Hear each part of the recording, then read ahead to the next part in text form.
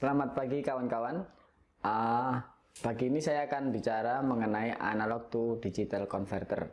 Jadi alat ini atau peripheral ini biasanya berupa chip atau bisa juga terintegrasi dengan IC yang lain yang digunakan untuk mengubah sinyal analog menjadi sinyal digital. Nah, sekarang kenapa harus kita ubah jadi sinyal digital? Biasanya dengan sinyal digital kita lebih mudah untuk memproses kelanjutannya, entah itu kita bisa berupa display ataupun memasukkan sistem komputasi yang lainnya. Dalam bentuk digitalnya itu menjadi lebih mudah. Nah, kita awali dengan pengertian dan pemahaman tentang apa itu sinyal analog dan apa itu sinyal digital.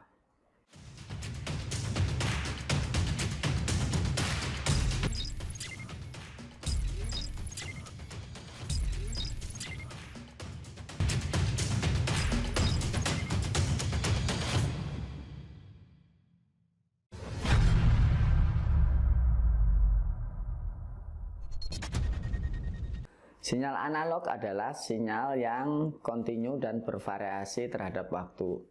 Sebagai contoh gini, seandainya kita punya power supply 5 volt dan kita juga punya potentiometer 3 kaki. Nah, pada potentiometer ini di kaki nomor 1 dan nomor 3 kita hubungkan ke 0 volt power supply dan 5 volt power supply-nya. Jadi di kaki tengah potentiometer kita dapatkan tegangan analog bervariasi antara 0 sampai 5 volt tergantung dari putaran si potensiometernya. Nah, 0 sampai 5 volt dari potensiometer ini adalah sinyal analog. Bagaimana dengan sinyal digital sekarang? Nah, sinyal digital ini kita hanya punya dua status untuk menyatakan besarnya, yaitu 0 atau 1. 0 itu biasanya diwakili dengan 0 volt, kemudian 1 itu biasanya diwakili 5 volt. Tapi bisa juga kadang-kadang kita 1 diwakili dengan 3,3 volt. Oke. Nah, kita cuma punya dua cara, kalau nggak 0 ya 1. Gimana untuk menentukan besaran yang lebih banyak atau lebih akurat?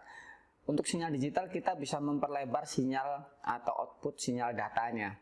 Jadi, misalkan dengan 8 bit sinyal data kita bisa menyatakan sebesar 256 status atau bagian atau besaran yang bisa dinyatakan oleh sinyal digital tersebut.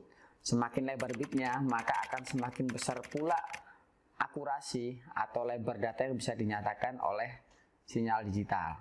Pada ADC biasanya kita jumpai namanya tegangan referensi. Apa itu tegangan referensi? Tegangan referensi itu adalah tegangan acuan atau biasanya tegangan maksimal yang nantinya akan digunakan untuk acuan besaran dari sinyal digitalnya. Nah, selanjutnya akan saya berikan contoh bagaimana mengkonversi dari sinyal analog 0 sampai 5 volt menjadi sinyal digital 8 bit. Sebagai contoh perhitungannya adalah seperti ini.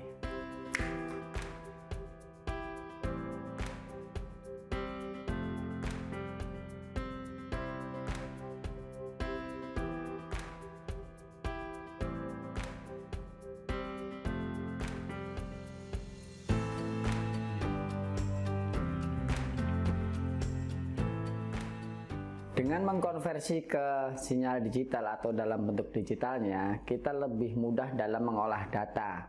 Jadi kita bisa memasukkan algoritma PID atau proporsional, integral, dan derivatif, atau kita bisa memasukkan filter, kita bisa memasukkan manipulasi-manipulasi matematika lain dalam bentuk digitalnya.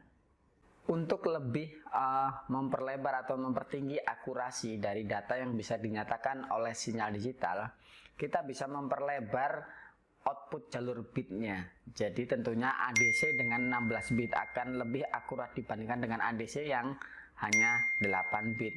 Konsekuensinya tentunya harganya akan semakin mahal. Itu tadi penjelasan tentang ADC atau analog to digital converter. Ini berguna ketika kita bisa atau bekerja dengan menggunakan sensor, dengan menggunakan misalkan strain gauge, slot cell, infrared, dan lain-lain. Oke, semoga bermanfaat untuk teman-teman dan kita jumpa lagi di tema yang lain.